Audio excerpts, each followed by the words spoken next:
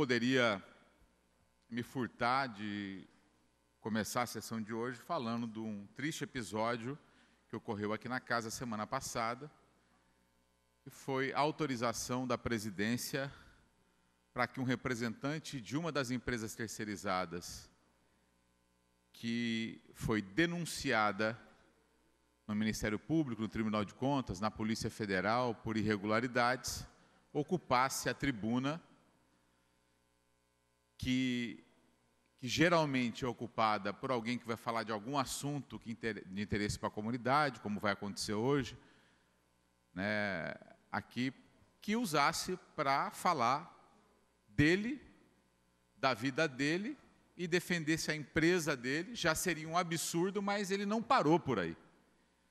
Ele desferiu ataques contra 3 vereadores da casa e contra uma iniciativa mais do que legítima, urgente e necessária, que é a instalação de uma CPI para apurar, para aprofundar indícios de irregularidades e provas de irregularidades.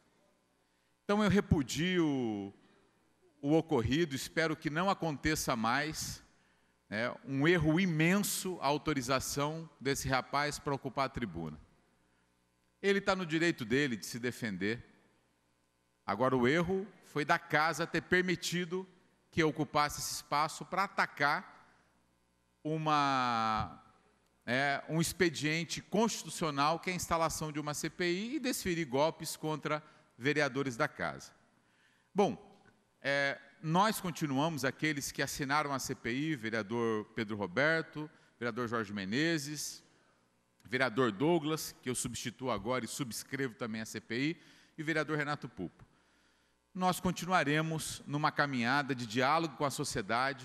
Nós fomos na OAB, falei com pastores, falei com o bispo da cidade, junto com o vereador Pedro Roberto, falamos com várias instituições, agendamos na associação comercial e vamos dar sequência a esse trabalho, que é muito importante. Rio Preto tem um número exagerado de contratos, de contratação de terceirizados, são contratações terceirizadas substituindo servidores públicos, contratações irregulares, um excesso imenso, ausência de fiscalização, e isso mostra um pouco também desse estrangulamento orçamentário. Então é um debate estrutural, um debate público importantíssimo. Então nós temos denúncia no Ministério Público, no Tribunal de Contas, que já estão agindo, na Polícia Federal, só até a Prefeitura se manifestou e a Câmara Municipal não. O organismo que primeiro deveria atuar na fiscalização ainda não conseguiu instalar uma CPI. Mas olha só o benefício que a CPI, só o pedido já criou. Eu fiquei sabendo, não tenho informação oficial, mas já consta na imprensa, que aquelas contratações irregulares de técnico em elétrica que eu afirmei mesmo, para mim aquilo não é indício, é irregularidade pura, ponto e acabou. Já era. Foram demitidos, não sei se todos, foram demitidos. Então a prefeitura, que no primeiro momento o governo disse que não via irregularidades, passou a concordar com a nossa denúncia. Isso reforça a necessidade desta casa instalar uma CPI urgentemente. Eles foram demitidos, a contratação foi irregular. Então a CPI, olha o bem que ela já está fazendo para a cidade.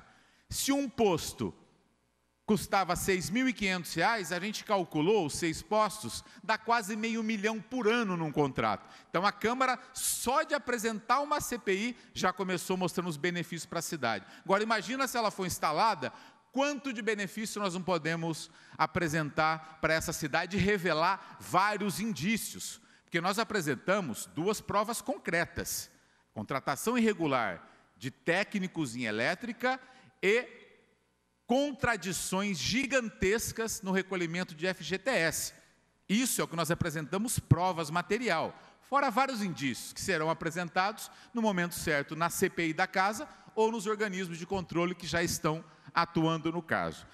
Então aqui apenas vou falar sobre isso mais durante a sessão. Já peço antecipadamente o tempo da explicação pessoal, tempo de liderança, mas não quero ocupar para não prejudicar demais pares que queiram falar. temos oradores na tribuna, a secretária de Educação está presente hoje aqui também. Então, vou encerrar por aqui nesse momento, mas reforçando o apelo aos nobres pares para que assine, cumpra o papel constitucional, né, e dê oportunidade para aqueles que querem realizar o papel de fiscalização, possa cumprir o seu papel. Porque, diferentemente de um projeto, cada um vota o que quer, a gente vai, critica e tal, mas tem o direito. Agora, quando se fala de uma CPI, um expediente tão importante como esse, se o vereador não quer participar da CPI, ele não precisa participar. Agora, não assinar é obstruir o trabalho daqueles que querem fazer a fiscalização.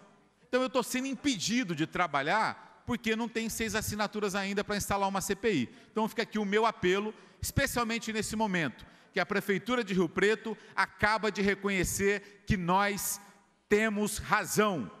As contratações foram irregulares.